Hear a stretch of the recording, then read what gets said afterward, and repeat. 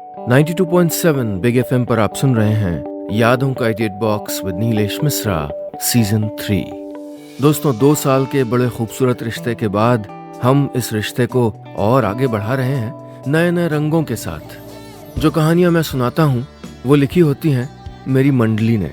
जी हाँ, एक राइटर्स की मंडली है जिसको मैं ट्रेन करता हूं, जो बम्बई और भारत के कई और हिस्सों में रहते हैं। मैं उनकी मदद करता हूं बेहतर से बेहतर कहानियां लिखने में और फिर उन्हीं कहानियों को आपके सामने पेश करता हूं। मैं आपको सुनाने जा रहा हूं विश्वदीप सेन की लिखी कहानी मुरब्बा।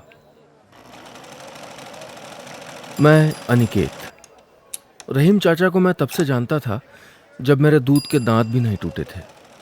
पापा के साथ मैं अक्सर उनके यहाँ जाया करता।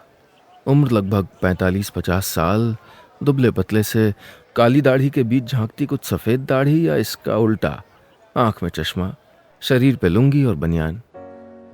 मैंने हमेशा उन्हें इसी ड्रेस कोड में देखा था। हाँ, ठंड के वक्त एक मैली पुरानी चादर ओढ़ लेते थे। अपनी छोटी सी दुकान में वो हमेशा काम करते रहते। कभी भी मैंने उनको खाली बैठे हुए, चाय पीते हुए या दूसरे दुकानदारों के साथ हंसी ठिठोली करते हुए नहीं देखा। हम जब भी जाते वो हमारे बैठने के लिए लोहे की टूटी फूटी चेयर लेके चले आते। उसके बाद पापा के लिए पास की दुकान से चाय मंगाते और मेरे लिए ड्रॉअर के अंदर से मुरब्बा निकाल के देते। मैं जब भी जाता वो मुझको मुरब्बा ज़रूर देते। मुझे आज तक समझ नहीं आया कि उनके ड्रॉअर में हमेशा मुरब्बा क्यों रहता था। कभी कभी मैं सोचता कि क्या वो कपड़े सिलने का काम करते हैं या मुरब्बा बेचने का। कभी कभी मुझे लगता कि उस ड्रॉअर में कोई जादू है कि हाथ अंदर डाल दिया और मुरब्बा निकल आया। पर मैं कभी इस राज से पर्दा नहीं उठा पाया। मैं जब भी जाता दुकान के अंदर वही 4-5 जोड़ी कमीज और पतलून टंगे हुए मिल जाते। उन्हें देख के मैं सोचता कि या तो ये उनके घर में से किसी के हैं या फिर जिसने उनको बनाने दिया था वो तड़ीपार हो गया है, वापस लौट के ही नहीं आया। पापा को रेडीमेड कपड़े पहनना पसंद नहीं था। उन्हें जब भी नई शर्ट या पतलून की ज़रूरत होती तो वो सीधे रहीम चाचा के पास चले जाते। उस पूरे इलाके में रहीम चाचा ऐसे इकलौते दर्जी थे जो खुद शर्ट पैंट के कपड़े रखते भी थे और उनको सिलते भी थे। शायद उनको पसंद नहीं था कि कहीं और से खरीदे हुए कपड़ों पे वो काम करें। उनके सिले हुए कपड़े कमाल के होते, फिटिंग ऐसी कि ना 1 इंच इधर ना 1 इंच उधर। अच्छे अच्छे ब्रांडेड कपड़े उन कपड़ों के आगे फीके पड़ जाते। पता नहीं क्या बात थी उन कपड़ों में। मुझे बड़ा अचरज होता था कि आखिर रहीम चाचा इतने कमाल के कपड़े सी कैसे लेते हैं। किसी जादूगर की तरह शर्ट पैंट या शेरवानी बना देते। एक आम से कपड़े को सिलाई मशीन में डालते और किसी जादूगर की तरह शर्ट पैंट या शेरवानी बना देते। कपड़ों पे मक्खन की तरह चलता था उनका हाथ। बचपन में मैंने एक बार उनसे पूछ ही लिया, चाचा आप इतनी आसानी से कपड़े कैसे बना लेते हैं? उन्होंने हंस के कहा, आसान लगता है बेटा, एक कपड़ा तैयार करने के पीछे बहुत मेहनत होती है। तब मैंने बड़ी ही मासूमियत से पूछा, मैं भी बहुत मेहनत करूंगा, क्या आप मुझे कपड़े सिलना सिखाओगे? हाँ हाँ ज़रूर, रहीम चाचा ने मुस्कुरा के कहा था। लेकिन स्कूल के होमवर्क और असाइनमेंट से फुर्सत मिले इंसान तब तो कुछ ढंग के काम करने की सोचे। सो मेरा भी रहीम चाचा से दर्जी की ट्रेनिंग लेने का सपना अधूरा रह गया। मुझे इस बात से भी बड़ी हैरानी होती कि जो इंसान इतने खूबसूरत और रंग बिरंगे कपड़े सीता है उसके खुद के कपड़े इतने साधारण और कभी कभार साधारण से भी नीचे स्तर के क्यों रहते थे। पर मैंने उनसे कभी पूछा नहीं। आज सोचता हूं अच्छा ही किया जो नहीं पूछा। 92.7 बिग एफएम पर आप सुन रहे हैं यादों का edit box with Nilesh Mishra season 3। दोस्तों, आज की कहानी में अब तक आपने सुना कि अनिकेत अपने पापा के साथ बचपन से ही गांव के दर्जी रहीम चाचा की दुकान में आना जाना करते उनसे पूरी तरह घुल मिल गया। और अनिकेत जब भी रहीम चाचा की दुकान पे जाता तो रहीम चाचा उसको मुरब्बा देते। अब आगे जब मैं थोड़ा बड़ा होने लगा तो मैंने भी पापा की देखा देखी रेडीमेड कपड़े खरीदने बंद कर दिए। रहीम चाचा की दुकान से ही कपड़े बनवाने लगा। घर के, बाहर के, स्कूल के सारे कपड़े रहीम चाचा ही बनाते। कुर्ता वैसे तो मैं कम पहनता हूँ, पर एक बार पता नहीं क्या मन में आया कि मैंने रहीम चाचा से अपने लिए कुर्ता बनवाया। एक बार उस कुर्ते को पहन के मैं कहीं गया तो किसी ने कुर्ते की तारीफ कर दी। मैंने जब ये बात रहीम चाचा से कही तो उनका चेहरा देखने लायक था। खुशी से जैसे फूले नहीं समा रहे थे वो। तारीफ करने वाले ने मुझसे कौन से शब्द कहे थे जब तक याद ना हो जाए तब तक उन्होंने मुझे जाने नहीं दिया। और एक बार उनकी बनाई हुई एक कमीज रंग छोड़ने लगी। मैंने जाके उनसे ये बात कही। मेरी बात सुन के कुछ देर तक तो वो घोर अविश्वास के साथ मुझको घूरते रहे। शायद उम्मीद कर रहे थे कि मैं अभी हंस के अप्रैल फूल जैसा कुछ कहूंगा। पर उस दिन ना तो 1 अप्रैल थी और ना ही मैं मजाक कर रहा था। ये कन्फर्म हो जाने के बाद रहीम चाचा ने अपनी दाढ़ी पे उंगली फेरते हुए कहा, ऐसा तो नहीं होना चाहिए। ठीक है, ले आना, मैं आधे पैसे लौटा दूंगा। वैसे तो मैं सभी कपड़े चुन चुन के लाता हूं, पर शायद बेख्याली में कोई घटिया क्वालिटी का पीस आ गया होगा। आगे से ध्यान रखूंगा। कोई और होता तो हाथ खड़े कर देता। सचमुच अजीब इंसान थे रहीम चाचा। उनकी दुकान ज्यादातर खाली ही रहती थी। उनके बहुत ज्यादा ग्राहक नहीं थे। इसकी सबसे बड़ी वजह यह थी कि वो अकेले काम करते थे, कोई सहायक नहीं था। इसलिए एक ऑर्डर पूरा करने में उनको कई दिन लग जाते। अब लोग कहाँ इतने दिन इंतजार करने वाले थे। इस इलाके में एक रहीम चाचा ही थोड़े थे दर्जी का काम करने वाले, और भी कई दर्जी थे, पर हाँ, उनमें से कोई रहीम चाचा नहीं था। कम से कम मैं तो यही मानता था, और इसलिए हमेशा उन्हीं से कपड़े सिलवाता। एक बार जल्दी में मुझको स्कूल में पहनने के लिए एक ब्लेजर चाहिए था। मुझे पता था कि रहीम चाचा के पास जाऊंगा तो देर हो जाएगी, इसलिए मैंने ब्लेजर दूसरे दर्जी को बनाने को दे दिया। उसके यहाँ 10 लोग काम करते थे। उसने वाकई बहुत जल्दी ब्लेजर बना के दे दिया। एक दिन मैं वही ब्लेजर पहने रहीम चाचा की दुकान के सामने से निकल रहा था। उन्होंने हाथ के इशारे से मुझको बुलाया। मैं अंदर गया तो रहीम चाचा घूर घूर के मेरे ब्लेजर की ओर देखने लगे और फिर बोले, ये तो मेरी दुकान का बना हुआ नहीं लगता। मेरा मुंह उस वक्त उस अपराधी की तरह हो गया था जिसे एग्जाम में अपने ही क्वेश्चन पेपर में नोट की हुई चीजें देख के कॉपी में लिखने के लिए सस्पेंड कर दिया गया हो। मैंने रुक रुक के कहा, वो थोड़ा जल्दी चाहिए था इसलिए। उन्होंने कोई जवाब नहीं दिया, सिर्फ मेरी तरफ देखा। फिर मेरा हाथ उठा के बगल के कपड़े को थोड़ा सा खींच के पूछा, यहाँ टाइट है ना? दोनों तरफ की बगलें यकीनन थोड़ा टाइट थी। मैंने हाँ में सर हिला दिया। मैंने दूसरे दर्जी से कपड़े सिला के कितनी बड़ी गलती की है, इसका एहसास कराने के बाद रहीम चाचा ने बड़ी तृप्त मुद्रा में कहा, चलो कोई बात नहीं, अभी तुमको देर हो रही होगी, घर जाओ। और फिर से ड्रॉर के अंदर से मुरब्बे का एक बड़ा सा पैकेट निकाल के मेरे हाथों में रख दिया। 92.7 बिग एफएम पर आप सुन रहे हैं यादों का edit box with Nilesh Mishra, season 3। दोस्तों, आज की कहानी में अब तक आपने सुना कि अनिकेत अपने पिता के दर्जी रहीम चाचा को याद कर रहा है, जिनसे वो खुद भी बहुत वक्त तक कपड़े सिलाता रहा था। रहीम चाचा उसको न जाने क्यों चलते वक्त मुरब्बा दे देते थे। अब आगे कई साल बीत गए। एक बार मेरे एक दोस्त ने जन्मदिन पे मुझे एक बड़ी अच्छी ब्रांडेड शर्ट गिफ्ट की।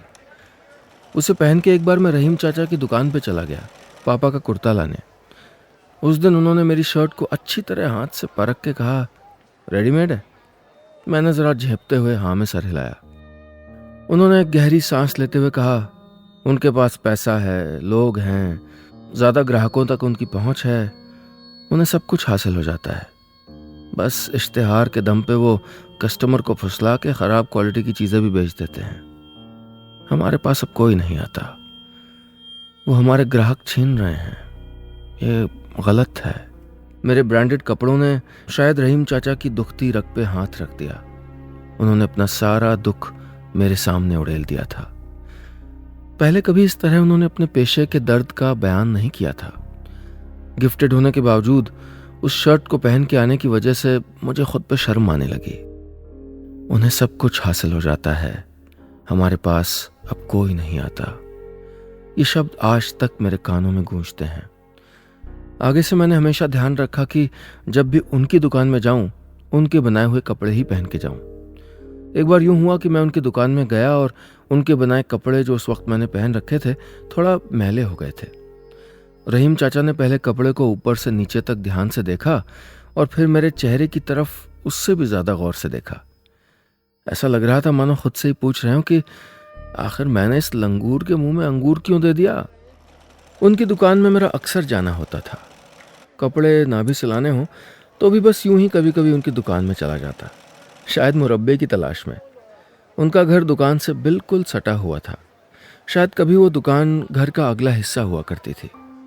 उसी को अब दुकान में तब्दील कर दिया गया था। हर साल ईद के मौके पे रहीम चाचा अपनी दुकान में आने वाले हर आदमी को मिठाई खिलाते। हमें तो वो घर आने का न्योता भी देते। हर बार मैं उनके घर में जम के पकवान और सेवइयाँ फाकता। घर में वो, चाची, उनकी एक बेटी और 2 बेटे थे। तीनों बच्चे मेरे ही हम उम्र थे। हम चारों मिलके लुका छिपी खेलते, सांप सीढ़ी खेलते, और दिवाली के वक्त वो अपने पूरे परिवार के साथ हमारे घर आते, दिए जलाते, चाची पकवान बनाने में मम्मी की मदद करती, हम बच्चे मिलके पटाखे छोड़ते, होली में एक दूसरे को रंग लगाते। बड़ा मजा आता था। काश जिंदगी बस बचपन होती, पर ऐसा होता थोड़े है।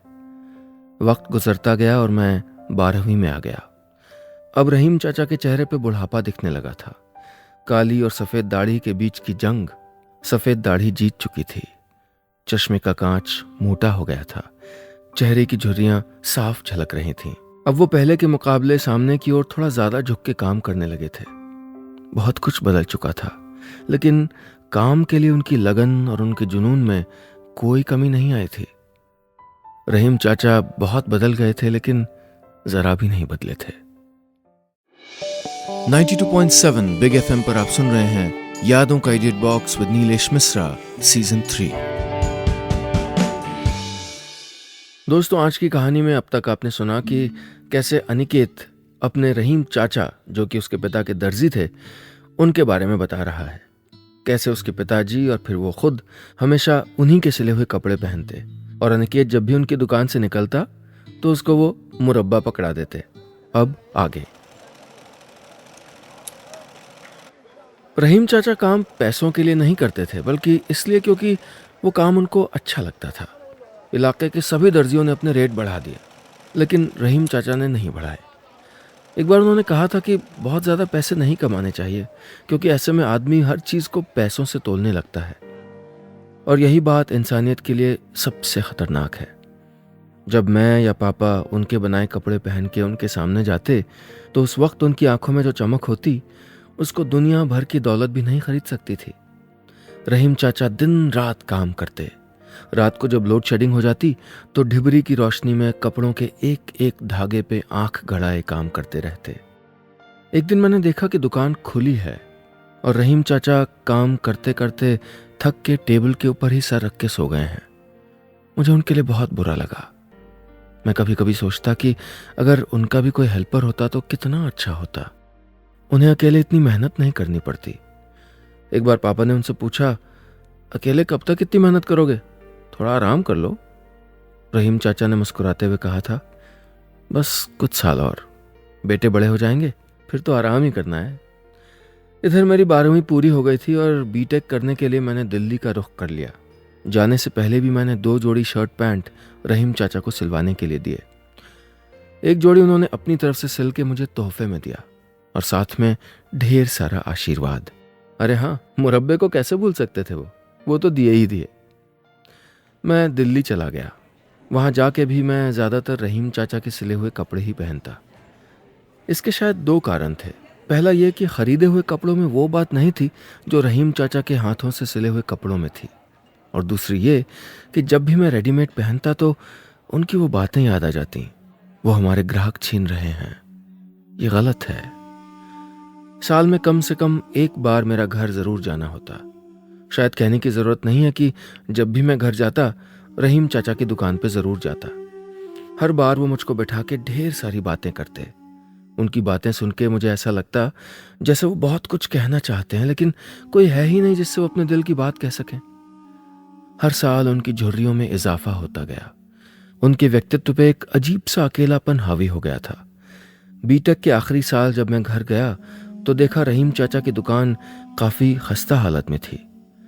मैं अंदर पहुंचा तो देखा कि चाचा हमेशा की तरह काम में डूबे हुए हैं। वो अपनी उम्र से इस साल बहुत ज्यादा बूढ़े लग रहे थे। उन्हें देख के लग रहा था कि उनको काम करने में बहुत तकलीफ हो रही है, लेकिन फिर भी वो ऐसे काम कर रहे थे जैसे कोई साधु तपस्या में लीन हो। मुझे देख के उनके चेहरे पे बच्चों जैसी मुस्कान फैल गई। वो अंदर से लोहे की वही टूटी फूटी चेयर ले आए और बड़े प्यार से मुझको बिठाया। मैं उनको एकटक देख रहा था। 92.7 बिग एफएम पर आप सुन रहे हैं यादों का edit box with Nilesh Mishra season 3। दोस्तों, आज की कहानी में अब तक आपने सुना कि बूढ़े रहीम चाचा, जो कि एक दर्जी हैं, अब तक बिना हेल्पर के काम कर रहे थे। अनिकेत, जिसके पिताजी और वो खुद हमेशा रहीम चाचा से कपड़े सिलवाते रहे हैं, अब पढ़ने के लिए दिल्ली चला गया है। रहीम चाचा और उनकी दुकान दोनों की हालत खस्ता हो चुकी है। अब आगे। रहीम चाचा की दुकान की तरफ फिर से एक बार सरसरी निगाह दौड़ाते हुए मैंने पूछा, चाचा ये क्या हालत हो गई दुकान की? ठीक क्यों नहीं कराते? 3 महीने पहले सकीना की शादी कराई है, बहुत पैसे खर्चा हो गए। बेटों को बढ़ा के बहुत बड़ा आदमी बनाना है, उसमें भी तो पैसे खर्चा हो रहे हैं। आखिर मुझे ही तो पूरा परिवार चलाना होता है ना। हाथ में कुछ बचता ही नहीं कि दुकान की मरम्मत कराऊं। हाँ, पर अगले साल तक मैं पैसे जमा कर लूंगा। तू देखना, अगले साल तक दुकान पूरी तरह दुरुस्त हो चुकी होगी, उन्होंने कांपती हुई आवाज में कहा। मैंने कुछ नहीं कहा, बस एक फीकी सी मुस्कुराहट उनके हवाले कर दी। वो अपने काम में डूब गए। 5 मिनट बाद अचानक उन्होंने मुझसे पूछा, क्या मैंने बताया कि सकीना की शादी हो चुकी है? मैंने दुख और हैरानी के साथ हाँ में सर हिला दिया। उस दिन तो वो मुझको मुरब्बा देना भी भूल गए। ऐसा पहले कभी नहीं हुआ था। मुझे रहीम चाचा के लिए बहुत बुरा लग रहा था। मुझे समझ में ही नहीं आ रहा था कि मैं उनके लिए क्या कर सकता हूं। खुद को इतना मजबूर मैंने पहले कभी नहीं पाया। बीटेक फर्स्ट डिवीजन से पास होने के बाद मैंने दिल्ली में रह के ही MBA करने का फैसला किया। उस साल जब मैं घर आया तो मुझे याद आया कि रहीम चाचा ने अपनी दुकान को ठीक कराने का वादा किया था। मैं घर पे अपना सामान रख के सीधे उनकी दुकान पहुंच गया। दुकान की हालत ठीक होनी तो दूर, और ज्यादा बिगड़ गई थी। जगह जगह से पलस्तर उखड़ गया था, छत के सरिये दिख रहे थे। रहीम चाचा हमेशा की तरह अपने काम में मगन थे। बड़े अजीब दिख रहे थे वो। ऐसा लग रहा था जैसे बुढ़ापा पूरी तरह लील गया हो उनको। मैं उनको उनके वादे की याद दिलाने ही वाला था कि उन्होंने कांपती हुई आवाज में कहा, आइए आइए, क्या आपको कोई कपड़ा सिलवाना है? आप ऑर्डर दीजिए, मैं जल्दी ही सिल के दे दूंगा। मुझे समझते देर नहीं लगी कि उन्होंने मुझे पहचाना ही नहीं। मैंने हाँ में सर हिला दिया। इनमें से कोई भी कपड़ा पसंद कर लीजिए। उन्होंने अंदर टंगे हुए कुछ बचे खुचे शर्ट पैंटों के कपड़ों की ओर इशारा करते हुए कहा। मैंने उन्हीं में से एक एक कपड़ा चुन लिया। फिर रहीम चाचा ने बड़ी मुश्किल से मेरा नाप लिया और पूछा, 2 दिन बाद दूं तो चलेगा? मैंने हाँ में सर हिला दिया और वहां से चला आया। 2 दिन बीत गए, पर मैं रहीम चाचा की दुकान में नहीं जा पाया। अगर फिर से उन्होंने मुझको नहीं पहचाना तो शायद इसी डर से। कुछ दिनों बाद मैं वापस लौट गया। अगले साल MBA का फाइनल ईयर था। कैंपस सिलेक्शन, असाइनमेंट, एग्जाम की तैयारी। मैं चाह के भी घर नहीं आ पाया। एग्जाम खत्म हुआ और रिजल्ट निकला। कैंपस सिलेक्शन में एक अच्छी मल्टीनेशनल कंपनी में मेरी नौकरी लग गई थी। नौकरी ज्वाइन करने के कुछ दिनों बाद मैं 1 हफ्ते की छुट्टी लेके घर आया। शाम को बड़ी हिम्मत करके रहीम चाचा की दुकान पे गया, पर जाके देखा तो उस जगह की तो पूरी काया पलट हो चुकी थी। एक दुकान आधी आधी होके 2 दुकानें बन गई थीं। नया पलस्तर, नया पेंट, दोनों दुकानों पे अलग अलग नामों के होर्डिंग और दोनों के अंदर ढेर सारे रंग बिरंगे कपड़े। फिर मेरी नजर पड़ी दोनों दुकानों के मालिकों पर। मैं हैरान था। 92.7 बिग FM पर आप सुन रहे हैं यादों का edit box with Nilesh Mishra season 3। दोस्तों, आज की कहानी में अब तक आपने सुना कि अपनी बेटी की शादी कराने की वजह से रहीम चाचा, जो कि दर्जी हैं, उनके पास अपनी दुकान की मरम्मत के पैसे नहीं थे। उनकी याददाश्त भी कमज़ोर हो गई थी और इस बार वो अनिकेत को, जिसके कपड़े वो बचपन से बना रहे थे, नहीं पहचान पाए। अगली बार जब अनिकेत आया तो उसने देखा कि रहीम चाचा की दुकान 2 हिस्सों में बट गई है। अब आगे। रहीम चाचा की दुकान बंट चुकी थी और उनके दोनों बेटे उन दुकानों के मालिक थे। साथ में कुछ कर्मचारी भी थे। मुझे देखते ही रहीम चाचा के एक बेटे ने कहा, अरे अनिकेत भाई, कैसे हो? बड़े दिनों बाद आए इधर। बस ठीक हूँ, मैंने उसकी दुकान की ओर बढ़ते हुए कहा। अपने प्रतिद्वंदी को कस्टमर हड़पता हुआ देख के दूसरे भाई ने तपाक से कहा, अरे अनिकेत भाई, उधर कहाँ जा रहे हो? वो लूटता है, इधर आओ, हम बहुत सस्ते दाम में कपड़े बना के देंगे। ये सुन के पहले भाई ने कहा, हाँ हाँ, सस्ते दाम में तो देगा ही, घटिया क्वालिटी का माल जो है 2 दिन में या तो कपड़ों के रंग निकल आएंगे या चीथड़े उड़ जाएंगे। अरे इधर आओ, हमसे बेहतर क्वालिटी तुम्हें कोई नहीं दे सकता। मैं और थोड़ा आगे बढ़ा तो उसने बड़ी उत्सुकता से पूछा, बताओ क्या सिलाना है? Shirt, pant, kurta, sherwani, blazer, सब कुछ बनाते हैं हम। रहीम चाचा कहाँ हैं? मैंने बड़ी उत्सुकता से पूछा। मर गए, उसने मुंह बिचका के कहा। उसके शब्द सुन के मैं सन्न रह गया। उस पल मुझे ऐसा लग रहा था जैसे किसी ने मेरे कानों में पिघला हुआ लावा उड़ेल दिया हो।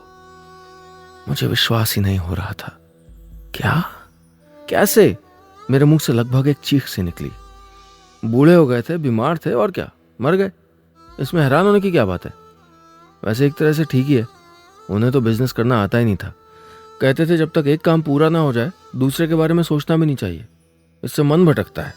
यकीन करोगे, अरे सभी दर्जियों ने रेट बढ़ा दिए थे, बस उन्होंने नहीं बढ़ाए, और ना ही कभी इस दुकान का इश्तिहार किया कि ज्यादा लोग दुकान के बारे में जाने। आज जो दिखता है वही बिकता है, पर उनको ये बात समझ में आए तब तो।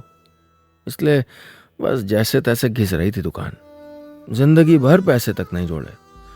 अब कम से कम अच्छा मुनाफा तो हो रहा है, उसने बड़े ही सहज भाव से कहा। मुझे समझ में नहीं आ रहा था कि मैं क्या कहूं। कब हुआ ये? मैंने धीरे से पूछा। 2 हफ्ते पहले, और देखो 2 हफ्ते में कैसी शानदार दुकान बना ली है। मुझे अपनी दुकान से मुखातिब कराते हुए उसने चहकते हुए कहा। दुकान वाकई बहुत शानदार बन गई थी, बस एक ही दिक्कत थी, उसमें आत्मा नहीं थी। दुकान के अंदर मुझे वही शर्ट पैंट एक कोने में टंगे हुए मिले जिन्हें रहीम चाचा ने आखिरी बार मेरे लिए बनाया था। एक बार के लिए मैंने सोचा कि रहीम चाचा की वो आखिरी निशानी मांग लूं, पर फिर सोचा कि जब जब मैं उनको देखूंगा तो मुझे रहीम चाचा का वो बेबस सा चेहरा याद आ जाएगा। यही सोच के मैं वहां से वापस लौटने लगा। तभी देखा कि दूसरे भाई की दुकान के सामने वही टेबल रखी हुई है जिस पे रहीम चाचा कपड़े सिया करते थे। न जाने मेरे मन में क्या आया, मैंने आगे बढ़ के उसका ड्रॉअर खोला। उसमें मुरब्बे के ढेर सारे पैकेट रखे हुए थे। 2 पल के लिए मैं ठिठक के खड़ा रहा, फिर पीछे मुड़ के एक लंबी सांस ली और तेज कदमों से चलने लगा।